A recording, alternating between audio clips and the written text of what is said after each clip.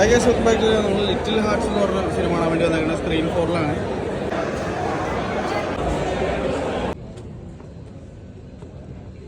Cinema കഴിഞ്ഞ് വീട്ടിലെത്തി.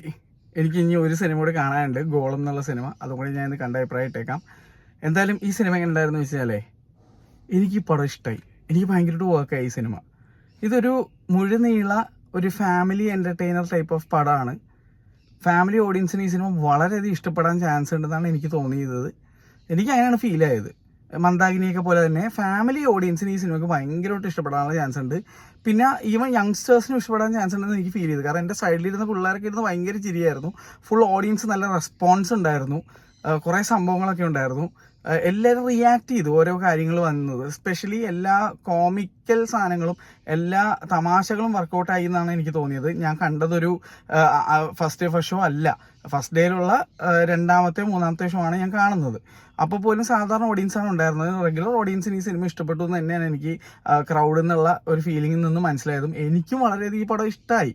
കാരണം ഇതിനകത്ത് ഞാൻ ഒട്ടും പ്രതീക്ഷിക്കാത്ത ഒരാളാണ് ഏറ്റവും മികച്ച രീതിയിൽ അഭിനയിച്ചത്. ബാബുരാജ് എന്ത് രസമായിരുന്നു അറിയാം. പുള്ളിയുടെ 1-2-3 പടങ്ങളെ എനിക്ക് പൊതുവെ ഇഷ്ടമുള്ളൂ. പക്ഷേ ഇതിൽ പുള്ളി വളരെ നീറ്റ് ആൻഡ് ക്ലീൻ ആയിട്ടൊരു കിടിലം പെർഫോമൻസ് ആയിരുന്നു. എനിക്ക് ഭയങ്കരമായിട്ട് ഇഷ്ടപ്പെട്ടു ഇതിനകത്ത് പുള്ളിയുടെ പെർഫോമൻസ്. ഷെയ്ൻ, ഞാൻ എത്ര തവണ ഈ ചാനലിലൂടെ എത്ര തവണ അത് പറഞ്ഞിട്ടുണ്ടെന്ന് എനിക്കറിയില്ല. എനിക്ക് ന്യൂജൻ നടന്മാരിൽ ഏറ്റവും ഇഷ്ടമുള്ള, ഏറ്റവും പ്രോമിസിങ് ആയിട്ട് എനിക്ക് ഫീൽ ചെയ്തിരിക്കുന്ന ഒരു ഗംഭീര നടനാണ് ഷെയ്ൻ. ഷെയ്ൻ ഇത്തവണയെ മാറ്റി പിടിച്ച് വേറൊരു ടൈപ്പ് റോളാണ് ചെയ്തിരിക്കുന്നത്. ഒരു അച്ഛൻ ടൈപ്പ് ഓഫ് റോള് വളരെ നന്നായിട്ട് ചെയ്തിട്ടുണ്ട്. അച്ഛൻ മകൻ കോംബോ ഇതിനകത്ത് ഷെയ്ൻ്റെ അച്ഛനായിട്ടാണ് ബാബുരാജ്. അടിപൊളിയായിട്ട് വർക്കായിട്ടുണ്ട്. എനിക്ക് ആ രണ്ടുപേരുടെയും കോംബോ ഭയങ്കര രസമായിരുന്നു. പേഴ്സണലി എനിക്ക് ഭയങ്കരമായിട്ട് ഇഷ്ടപ്പെട്ടു അവരുടെ പെർഫോമൻസ്. നല്ലൊരു സിനിമയുടെ എനിക്ക് ഭയങ്കര ഹാപ്പി ആയിട്ട് ഇറങ്ങി പോരാൻ പറ്റിയ ഒരു സിനിമ. പിന്നെ അച്ഛൻ റോളിൽ പ്രഗത്ഭനായ ഒരു മനുഷ്യനാണ് നമ്മുടെ രഞ്ജി പണിക്കർ. രഞ്ജി പണിക്കറും വളരെ നീറ്റ് ആൻഡ് ക്ലീൻ ആയിട്ട് അഭിനയിച്ചു. മാലാപാർവതി ഉണ്ട്. മാലാപാർവതി ഒന്നും പറയണ്ടല്ലോ, അവർ ഒരു സിനിമ പോലും മോശമായിട്ട് അഭിനയിച്ച് ഞാൻ അങ്ങനെ കണ്ടിട്ടേ ഇല്ല. മാലാപാർവതിയുടെ അഭിനയം നല്ലതായിരുന്നു. ഷൈൻ ടോം ചാക്കോ, അപ്പം മെനക്ക് ആക്ട് ചെയ്യാൻ അറിയാമെന്നുള്ളത് പല സിനിമകളിലൂടെ നമ്മളെ കാണിച്ചു തന്നിട്ടുണ്ട്. വളരെ നീറ്റ് ആൻഡ് ക്ലീൻ ആയിട്ടുള്ള പെർഫോമൻസസ് ചെയ്യാൻ പറ്റും എന്നുള്ളത് ഈ സിനിമയിലും വീണ്ടും കാണിച്ചിട്ടുണ്ട്. വളരെ നല്ല ഒരു പെർഫോമൻസ് ആയിരുന്നു. ക്യൂർ കമ്മ്യൂണിറ്റിയിലുള്ള ഒരു സംഭവം ഇതിനകത്ത് വരുന്നുണ്ട്.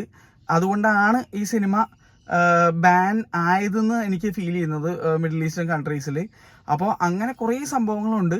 അതൊക്കെ നന്നായിട്ട് തന്നെ ഈ സിനിമയിൽ അവർ അത്യാവശ്യം നീറ്റായിട്ട് ചെയ്തിട്ടുണ്ട്. ഒറ്റൊരു വിയോജിപ്പ് എനിക്ക് സിനിമയിൽ ഉള്ളതെന്ന് പറഞ്ഞാൽ, ഒരു മലയാളത്തിൽ പൊതുവെ ലോക്കലി യൂസ് ചെയ്യുന്നൊരു വാക്ക് ഇതിനകത്ത് യൂസ് ചെയ്തിട്ടുണ്ട്. ആ വാക്ക് ചിലപ്പോൾ പ്രശ്നമായേക്കാം.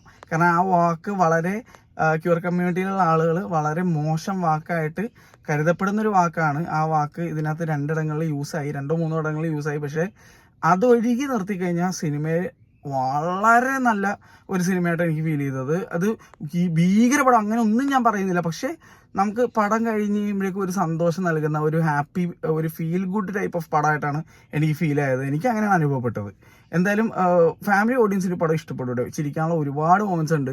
Baburaj scores in this movie. ബാബുരാജാണ്, ഷെയ്ൻ ഉണ്ടായിട്ട് കൂടിയും ബാബുരാജാണ് അടിപൊളിയായിട്ട് സ്കോർ ചെയ്തിരിക്കുന്നത്. പിന്നെ ഷെയ്ൻ്റെ കുറേ ആ റൊമാൻസ് സാധനങ്ങളൊക്കെ ഉണ്ട്. എല്ലാ സിനിമയും നമുക്ക് കാണാൻ പറ്റും. ഷെയ്ൻ അടിപൊളി. ഷെയ്ൻ്റെ ചിരി തന്നെ കാണാൻ ഭയങ്കര രസമാണ്, അടിപൊളിയാണ്. പിന്നെ മഹിമ ഇപ്പോൾ യങ്സ്റ്റേഴ്സിൻ്റെ ഇടയിലൊക്കെ എന്താ പറയുക, ഒരു ക്രഷ് ഒരു താരമാണ്. അടിപൊളിയായിട്ട് ചെയ്തിട്ടുണ്ട്. മഹിമക്ക് പറ്റിയ റോളായിരുന്നു. വളരെ നീറ്റായിട്ട് വളരെ നല്ലൊരു പെർഫോമൻസ് മഹിമ ഇതിനകത്ത് കാഴ്ചവെച്ചിട്ടുണ്ട്. എനിക്ക് പടം വർക്കായി. ഇത് മതി. എനിക്ക് ഒരു സിനിമ കണ്ടിറങ്ങുമ്പോൾ നമുക്ക് അത് എൻ്റർടൈനിങ് ആയിട്ട് തോന്നിയാൽ മതി. അത് ചിലപ്പോൾ ആ സിനിമ ചിലപ്പോൾ എൻ്റർടൈനിങ് എന്ന് പറയുന്നത് ചിലപ്പോൾ നമ്മളെ ചിന്തിപ്പിക്കാം, ചിലപ്പോൾ നമ്മളെ കുലുക്കാം, ചിലപ്പോൾ നമ്മളെ ചിരിപ്പിക്കാം, ചിലപ്പോൾ കരയിപ്പിക്കാം. എന്തെങ്കിലും ഒന്ന് ചെയ്താൽ മതി.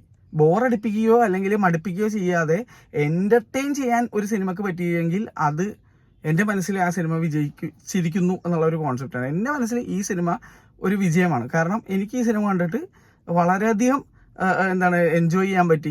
ഫാമിലി ഓഡിയൻസ് ചുറ്റുമുള്ളവർ ഉൾപ്പെടെ എൻജോയ് ചെയ്യുന്നുണ്ടായിരുന്നു. യങ്സ്റ്റേഴ്സ് എൻജോയ് ചെയ്യുന്നുണ്ടായിരുന്നു. അപ്പോൾ നല്ല പടം, നല്ല സിനിമയായിട്ടാണ് എനിക്ക് ഫീൽ ചെയ്തത്.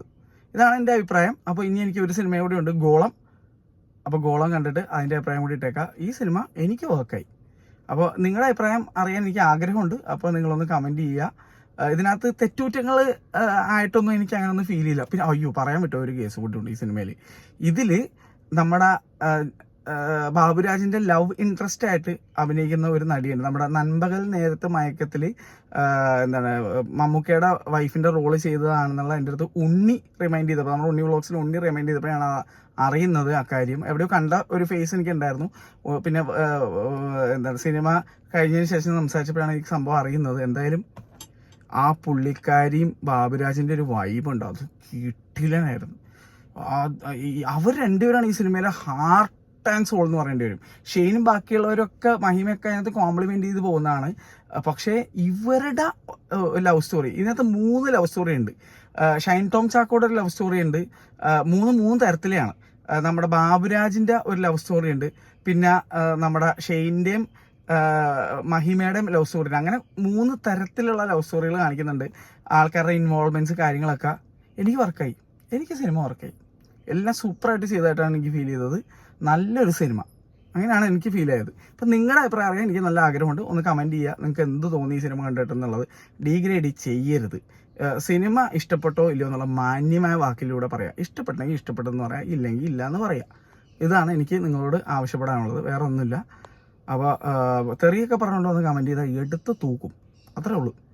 അപ്പോൾ ഞാൻ എന്തായാലും ഗോളം സിനിമ കണ്ടിട്ട് എൻ്റെ അഭിപ്രായം ഇടാം. അതൊരു ത്രില്ലർ സിനിമയാണ്. എനിക്ക് ഏറ്റവും ഇഷ്ടപ്പെട്ട ഒരു ജോണറാണ് ഹൊററും ത്രില്ലറും സസ്പെൻസും ആയിട്ടുള്ളത്. ഇത് 3 കൂടി ചേർന്ന് അത്ര അടിപൊളിയാണ്. അപ്പോൾ ഒന്ന് കണ്ടു നോക്കട്ടെ, എന്നിട്ട് ഞാൻ അഭിപ്രായം ഇന്ന് തന്നെ ഇട്ടേക്കാം. ശരിയായിട്ട്. അപ്പോൾ ഷോ ഇറങ്ങാൻ ടൈമായി എനിക്ക് ഇവിടുന്ന് വരുന്നതിലേക്ക് ഇനി വീണ്ടും പോകണം. അപ്പോൾ അതും സ്ക്രീൻ 4 തന്നെയാണ്. അപ്പോൾ അത് മറ്റൊരു വീഡിയോ ആയിട്ട് കാണാം. Bye bye.